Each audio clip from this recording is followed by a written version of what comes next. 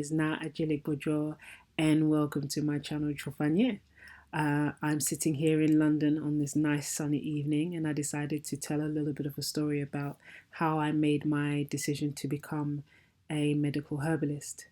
Now, I'm of Ghanaian heritage, I'm Ghanaian, and I was fortunate enough to be raised in a household where it was not uncommon to use natural forms of healing.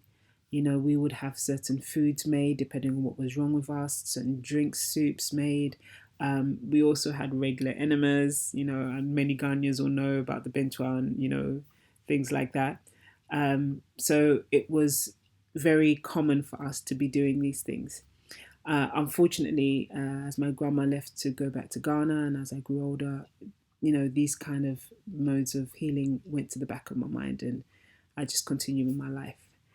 And at some point, there was health issues. So I experienced my own health issues. And when I engaged mainstream medicine, I had a couple of experiences that made me realize that knowledge was important and also very empowering in terms of dealing with your own health. There was a lot of dealing with the symptoms rather than the cause. And there was a lot of, in my case anyway, and there was a lot of watch and wait.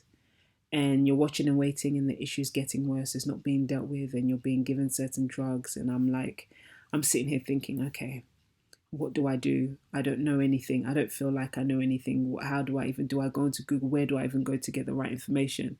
And it didn't click in my head, you know, about maybe going to visit herbalist. Like I don't know why it didn't click, but I was just like, I don't know. I'm struggling. How do I go about this? And eventually, there was one instance where, with these issues, I went to Ghana, and my appendix ruptured. And you know, I started experiencing the pain from Thursday evening, and I didn't have the operation until Sunday. So I'm actually very lucky to be here. So when something like this happens, you're faced with your own mortality. And it was the first time that I thought about my mortality. And it puts things in perspective. You start to reevaluate your life and everything that you had done.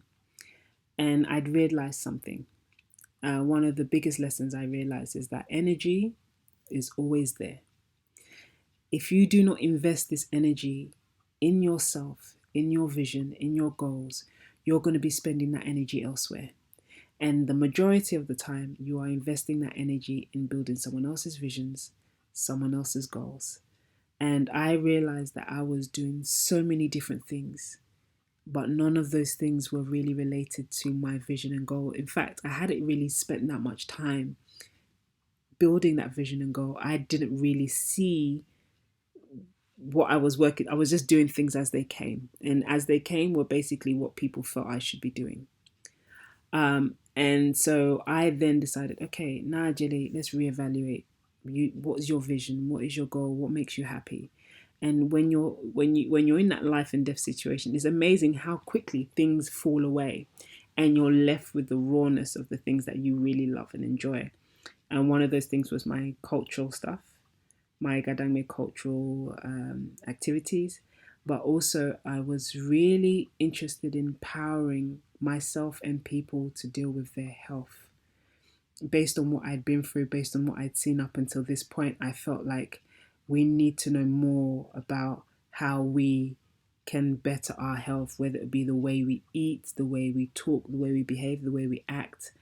And also because of my upbringing and, you know, even the things that I found in my cultural activities, spending a lot of time with traditional herbalists, I felt like, you know what, I want to become a herbalist.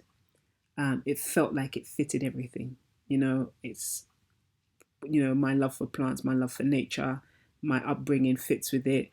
It's something that I could help myself, empower myself and the community. So many tick boxes.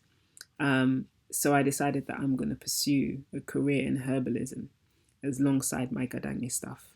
So what I then decided to do was to research and see what was out there, because I wanted to be able to practice legally in the UK, and that was important.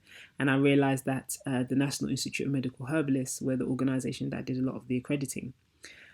I also work full time, so I needed something that would allow for me to be able to work full time. So what then happened was I did my research, I found a course. I contacted the National Institute of Medical Herbalists to find out whether that course was accredited. I found out it wasn't, but then they told me that they're doing a distance learning course that was half the price and was accredited. So I was like, yay, perfect, wonderful. And I'm so glad I made this choice because doing it, I've learned so much. It has been stressful. My head is like, sometimes you feel like you don't have enough information left in your head, but you still got loads more to learn. But I realize it's done two things which I think is important in life. Number one, it's shone a light on my character and shown me things that are conducive to the career and things that are not so good, things that you leave. And also, it's also made me cement my vision and my goals, because sometimes things get so hard and you question, like, really, why are you doing this? And then this is the first time that my vision of what it is that I want to become is so strong that when I'm faced with those questions in those stressful times, that vision stands strong. The other thing I realized is that because that vision is so strong, and I realize how much time I need to invest, how much energy I need to invest, I don't play with my energy no more. Because I realize if my battery power for the day is 100%, right? And there is going to be some drama in my life that's going to take 50% of that energy. That means I do not have enough energy to do my studies. So now, I don't play games anymore.